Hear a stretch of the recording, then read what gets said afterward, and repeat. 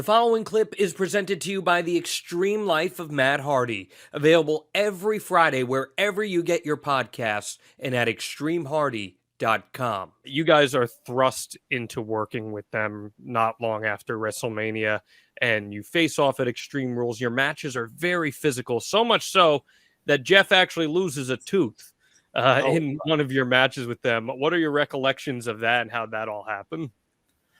I remember there was some sort of issue with our time and our timing, and we had to trim something or whatever, and it just like kind of in a real quick flurry, like Sheamus just wham, punted and kicked him right in the face, and it was so loud. I remember it was one of those like sick noises, like the thump, and just I remember Jeff hitting, he like looked up and just like to look at me, he's like, "Holy fuck!"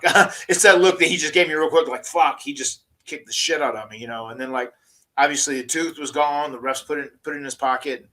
Obviously, he was missing a tooth from that point on. But it was just one of those things where, you know, he's a strong, powerful guy. So is Cesaro.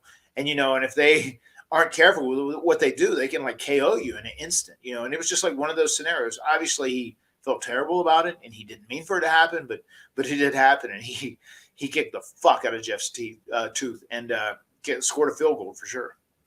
That he did, and thankfully Jeff lived to talk about it, because the reality is, Matt Hardy, as we know, and as you've said, Cesaro and Sheamus, they're both like physical specimens, are they not? They are, yes. They're extremely physically gifted, both of them, and they're both incredibly athletic, especially Cesaro, Claudio, more than even Sheamus. Claudio is just like a freak of nature in many, many ways.